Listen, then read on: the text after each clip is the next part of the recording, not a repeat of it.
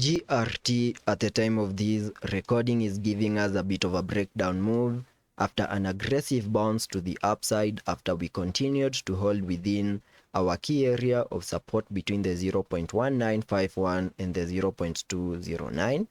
and the next key area of resistance that I'm watching for a break above lies above the 0.2393. And on today's update video, I will be discussing the most significant key areas of supports that you need to pay attention to, give you my minimum breakout target areas, basing my analysis on the derivative structures and the Fibonacci's. So make sure that you stick around till the end of the video, and starting the video by first giving you a recap of what has been happening from the lows we made on the 4th of November, where we started a very nice bounce to the upside and we peaked in the formation of these wave 1.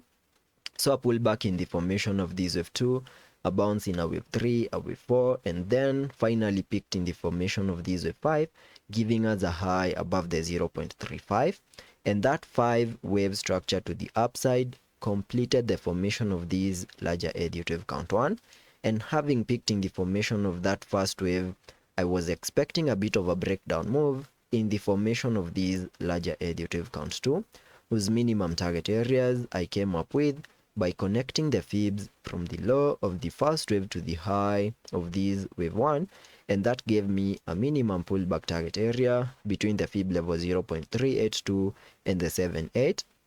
and that is between the 0.1759 and the 0.2658, an area that we have now almost fully maximized, and there are very high chances that we have a low in place in the formation of these wave 2, and the formation of these wave 3 is now underway. And now all we need to see to get a confirmation that we have a low in place in the formation of these wave 2 is the start of a 5 wave structure to the upside, confirming that we have a low in place in the formation of that wave 2. And I believe that we have such a structure here on the charts, where there are very high chances that we picked impulsively in the formation of these wave 1 over here, started a pullback in the formation of these wave 2, and if the bullish momentum that we are seeing at the moment continues, then that could be the start of an impulsive additive count 3. Then we can expect a wave 4 and then continue pushing higher in the formation of these wave 5,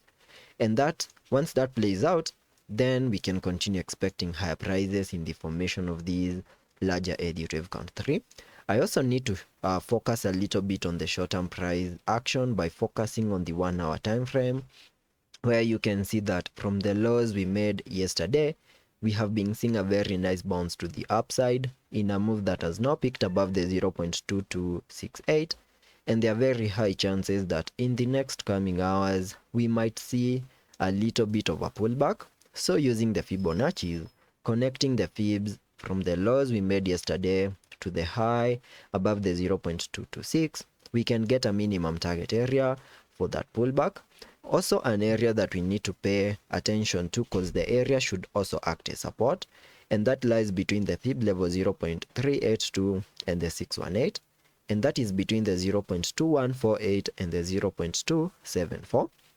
So in case of any sudden pullbacks in the next coming hours, this is the area to pay attention to. And as long as we continue holding within the area, then expect another bounce to give us a break above major significant swing highs and significant key areas of resistances. So I'm not bearish, but on the short term there's a chance that we are going to see a bit of a short term pullback before we can continue pushing higher. So that is the roadmap that I'm expecting GRT to follow on the short term and also on the long term.